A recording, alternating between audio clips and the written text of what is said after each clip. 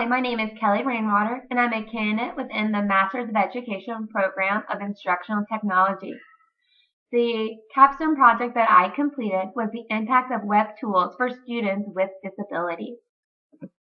The agenda for this presentation includes an introduction, a candidate introduction. We will discuss the problem that was addressed, the need, the capstone project plan, the overall capstone experience, and the results. We will lastly discuss the reflection and the references I used within the capstone project. Again, my name is Kelly Rainwater. I'm a master's candidate student in the Kennesaw State University Masters of Instructional Technology program. Currently, I am teaching 6th grade language arts special education. I co-teach 3 classes and I have 1 small group. This is my 4th year being a special education teacher and a language arts teacher. And it's all been within the same middle school of Daniel within Cobb County. The problem that I wanted to address within my capstone was the ability to use technology to have a major impact for students with disabilities. And I focus on students in the small group environment and the general education setting, which includes co-taught and collaborative. I really feel like technology can have a major impact for students with disabilities. One of the main problems that teachers address was that they do not have enough support from professional development meetings. They feel like that in order for the technology to be really successful, they need to see within the classroom setting. And many teachers did not have the background knowledge or skills to feel comfortable using the technology in their classroom. So they would learn about it and talk about it in the professional development, but nothing came about it because they were not exactly sure how to use it in their classroom in both the small group and co-taught setting, and how might it impact students with disabilities. So again, there needs to be a technology leader to help the special education team practice using and implementing the technology tools they learn about in professional development sessions. Again, the special ed team is a very close-knit group, but there needs to be someone who has that role of helping with technology, the kind of go-to person. And there needs to be support within the classroom. Teachers do not like to use things when they don't feel comfortable in the classroom. They want to feel in control and they want to make sure everything runs smoothly within their lesson. And if they don't feel comfortable using the technology on their own, they will not use it in the classroom. So I thought there was definitely a need for the technology leader to step into the other classrooms to help provide that support and that comfort. My capstone project plan in a nutshell, we started in July. I kind of sent out to some surveys to the special education team just to see what their focus was. What did they really need? And it was great working with a smaller group of teachers because we were very connected and were able to work really well together. I created a website because I thought it would be a great resource guide after each session. Just like students, a lot of times we need to review material. So I wanted to create a central location. In August, during pre-planning, we held our first meeting just to discuss the overall project and to share the resources that will be available. We held the first meeting after 2 weeks of school, after all the craziness had kind of settled, to discuss if any need stands out. So again, we work with a group of students and we get new students in. We want to meet everyone and see this is where our needs lie. We see a big need in this area to really help our specific students with disabilities. Between July and December, we hold mini sessions to introduce the new tools, and we also review the previous ones. Teachers were able to share good and positive things that they were able to use with technology that we discussed. We also, left it open to any kind of weaknesses or any problems so we can help each other. And I continue to update the website with all the information, handouts, and feedback. Just so, again, teachers have that tool to fall back on in case the technology leader was not available. In January, I conducted a survey to determine if the project was successful. Did they feel like it was worth the time? And we discussed the strengths and weaknesses and if we felt like the students felt an impact from using the technology. And we all came together and kind of reflected on the experience as a whole. The evaluation plan. Again, we had feedback from the participating teacher to really determine the impact of the web tools. It determined if it was a success or it had room for improvement.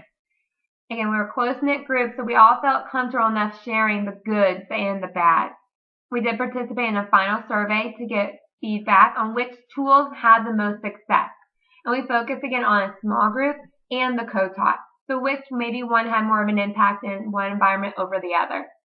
And again, throughout the entire project, teachers were encouraged to share their strengths and weaknesses. The teacher used one tool extremely well in one class. We asked them to share, and we opened up our classroom so other teachers were able to go in and watch the technology being used successfully. And during the final session, teachers participated in a summative professional development discussion. From all this information, overall, we did have a very good impact for the students with disabilities. The capstone experience began to gather data for the capstone project during the summer of 2013. And again, I developed a survey to determine the areas of focus for the project. What did the team felt like they needed to learn about? What's going to help them in their classroom? There's nothing worse than to go professional development session, just feel like does not pertain to you.